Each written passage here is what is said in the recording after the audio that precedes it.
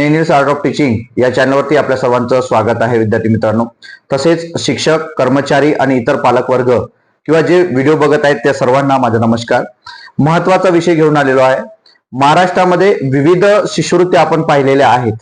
महाराष्ट्रातील विद्यार्थ्यांना मॅट्रिकोत्तर शिष्यवृत्ती मिळते किंवा इतर सुद्धा शिष्यवृत्ती आहेत त्या फाउंडेशनच्या माध्यमातून शिष्यवृत्ती दिली जाते. विविध माध्यमातून शिष्यवृत्त्या या विद्यार्थ्यांना आर्थिकदृष्ट्या मागास असतील, दिव्यांग असतील किंवा इतर जे एकल महिलांचे विद्यार्थी असतील, घटस्फोटित विद्यार्थी महिलांचे विद्यार्थी असतील, या सर्वांना वेगवेगळ्या प्रकारच्या स्कॉलरशिप ज्या आहेत त्या दिल्या जात असतात. परंतु एक नवीन स्कॉलरशिप आपल्या विद्यार्थ्यांसाठी घेऊन आलेलो आहे जी 10,000 ते 60,000 रुपयापर्यंत विद्यार्थ्यांना आर्थिक मदत दिली जाते. मग त्याच्या नियम आणि अटी काय, ती स्कॉलरशिप कोणती आहे, या सर्व गोष्टी आपण या व्हिडिओमध्ये आपण बघणार आहोत. आपण जर माझ्या चॅनलला पहिल्यांदा आले असाल तर माझ्या चॅनलला सबस्क्राईब करा, जेणेकरून येणारं कोणतंही जे अपडेट असेल शिक्षणासंदर्भातील अपडेट आपण आपल्या चॅनलला कायमस्वरूपी देत असतो. तर आपण जी स्कॉलरशिप बघणार आहोत ती स्कॉलरशिप नेमकी कोणती स्कॉलरशिप आहे, तर ती स्कॉलरशिप आहे विद्याधन स्कॉलरशिप. त्या स्कॉलरशिपचं नाव आहे विद्याधन स्कॉलरशिप. ही महाराष्ट्रामधील विद्याधन शिष्यवृत्ती नावाने ही आहे आणि ही देणारी जी संस्था आहे ते आहे द सिबुलाल फॅमिली जी आहे, द सिबुलाल फॅमिली यांच्यातर्फे ही दिली जात असते आणि दरवर्षी ही स्कॉलरशिप दिली जाते. वेगवेगळ्या राज्यामध्ये सुद्धा दिली जाते. वेगवेगळ्या राज्यातला जो काही पैशाचं स्वरूप जे आहे ते वेगवेगळं स्वरूप या ठिकाणी आहे. ही 1999 पासून ही शिष्यवृत्ती दिली जाते. आतापर्यंत 18,200हून अधिक विद्यार्थ्यांना ही शिष्यवृत्ती देण्यात आलेली आहे.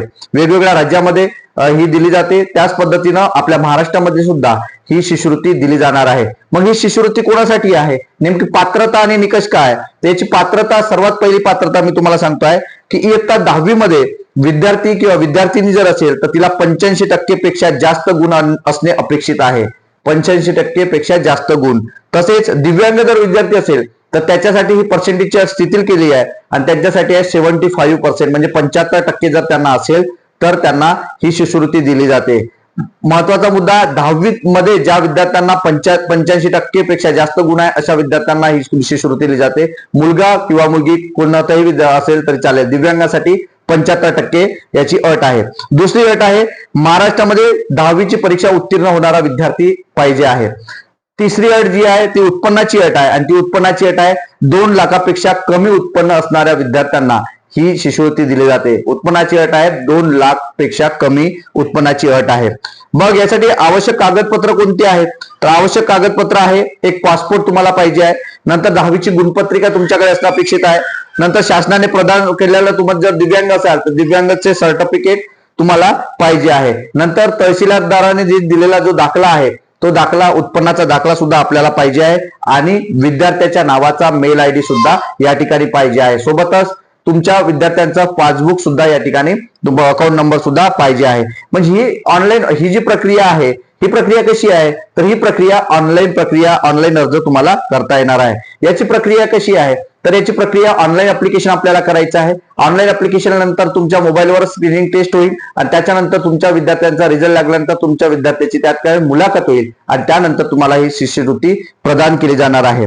दरवर्षी ही शिष्यवृत्ती 11वी आणि 12वी हे 10,000 रुपये दिलं जातं.